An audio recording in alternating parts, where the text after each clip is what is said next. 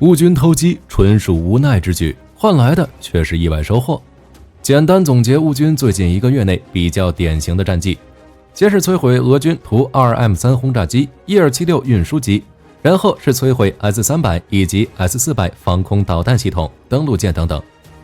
最近几天更是击毁了俄军的潜艇、护卫舰，虽然后者没有完全报废，但据网上流传的照片来看，1年之内他们不会再出现在黑海。另外，在很长一段时间内，俄本土的军工厂、机场也持续发生着爆炸或者起火，甚至携带着乌克兰国旗的特种部队还一度登上了克里米亚半岛。总的来说，夏季大反攻3个月后，乌军的成绩终于开始亮眼，第一阶段的偷鸡战术宣告成功。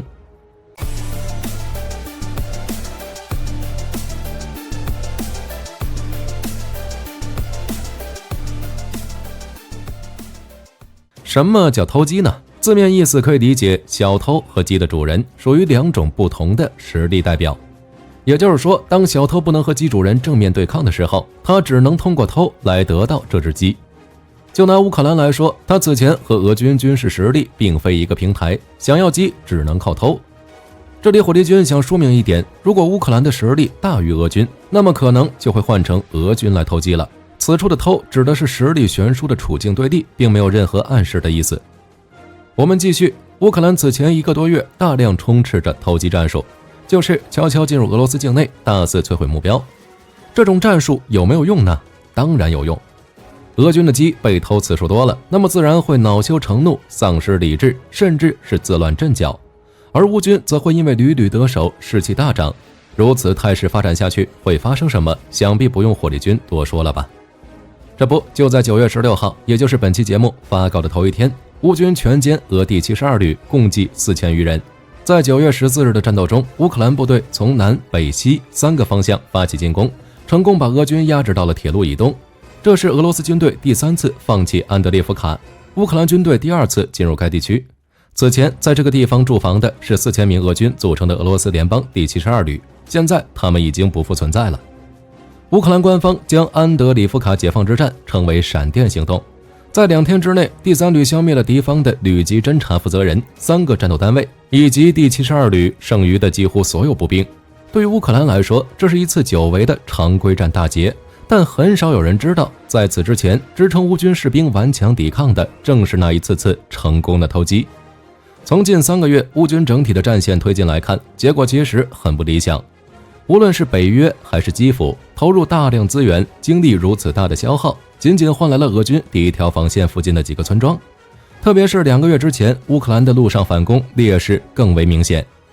西方坦克等装备并没有让乌军有效冲破俄军的防线，那些在西方训练的乌军没有太多战场经验的新兵，也没有做出较大规模的兵种配合，都是以小队方式推进，很多时候还都是徒步。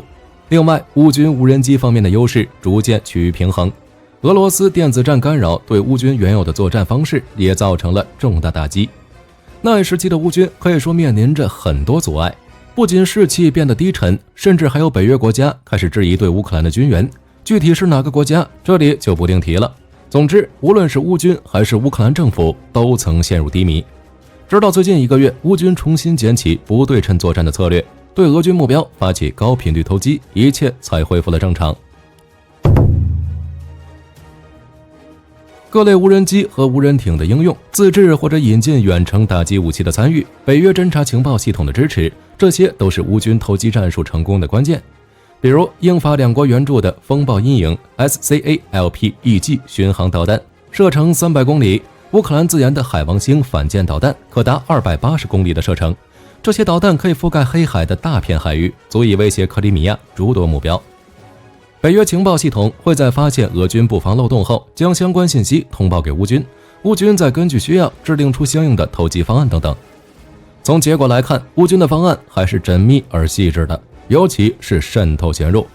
就拿乌军轰炸机事件来说，乌军的无人机不大可能从本国起飞，因为无人机不仅飞行速度慢，而且还飞得低，发现不了那纯粹就是扯淡。所以乌军的无人机都是在潜伏人员的参与之下，从临近俄军基地的区域起飞发起的突袭。还有对俄军 S300 防空导弹阵地的打击，一定也是先是放飞无人机进行诱导和干扰，然后再使用巡飞弹或者海王星反舰导弹一锤定音。俄军造船厂受袭事件发生之前，乌军先是一口气出动了5架战机，发射了10枚巡航导弹。俄军宣称拦截了其中的7枚，但还是造成了在船坞中的一艘登陆舰、一艘潜艇受损。那艘潜艇还是2014年才服役的基洛级 636.3 型，属于典型的新型大宝贝。俄军对此肯定心都在滴血。从结果来看，乌军的潜伏投机战术执行得非常不错，谁也不敢说俄军对这些损失一点也不心疼，但他又能怎么样呢？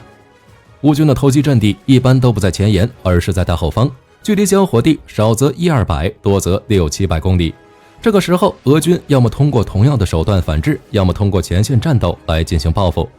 同样的手段俄军也用过，但乌克兰目前的防空系统以及北约援助的防空导弹已经开始发挥作用了。从基辅警报频发这一特征看来，北约情报系统一直都在监视着乌克兰的上空，所以俄军想通过同样的手段来对付乌军难度很大。另外，俄军远程武器的打击效率也不明显，可能是乌军没有什么高价值的目标可炸，也可能是俄军的远程侦察观测相对拿不出手。自俄乌开战以来，俄军并没有对乌军主要运输线造成威胁，这是一个事实，在这儿我们就不举例了。总之，俄军通过同样的投机手段对付乌军并非易事，而乌克兰不仅通过投机短时间内提升了乌军士气，还让俄军损失惨重。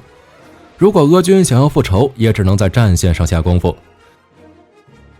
客观来说，乌克兰完全靠这种战术逆转战局也不太可能。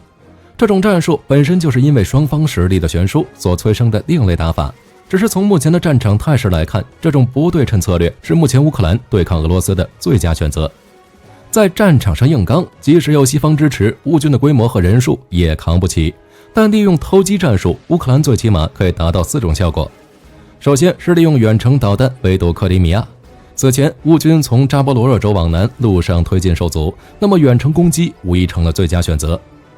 其次是利用这种战术高频率消耗俄罗斯黑海舰队的战力，以此来减弱其对乌克兰近岸船只的潜在威胁，同时削减俄军对克里米亚海上补给的能力。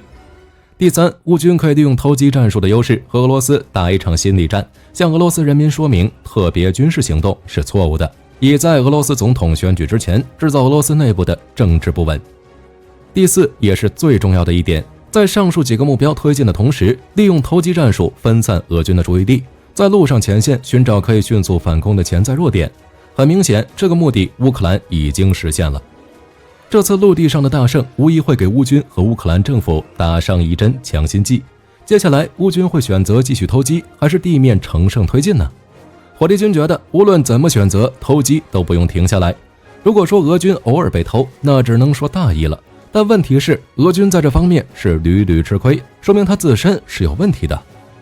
乌军捅一次窟窿，俄军才会修复一次漏洞，而且他只修那一个漏洞，并不会以此类推，全部防御。那么也就是说，乌军不捅这么一下，俄军的主观能动性根本就发现不了问题。这不是刻意来损俄军，而是一个非常显而易见的事实。这就留给了乌军很大的可操作范围。像最近对塞瓦斯托波尔的打击，俄军无疑会加强对这个区域的防守，但下次乌军就不可以选一个别的方向吗？当然可以。在这种漏洞之下，倒霉的阵地可能不是同一个，但肯定会有下一个。那偷鸡为什么要停止呢？最后，火力军对此进行一下客观的点评，以结束今天的节目。投机战术并不能让战争走向终结，或者让某一方取得胜利，但是可以让弱势的一方随时具备反攻的能力。用一句俗语形容就是，你可以拿走我的生命，但不能剥夺我反抗的意志。乌克兰的投机战术正是这种战斗意志的最好体现。乌克兰人就是不服，你俄罗斯能奈我何？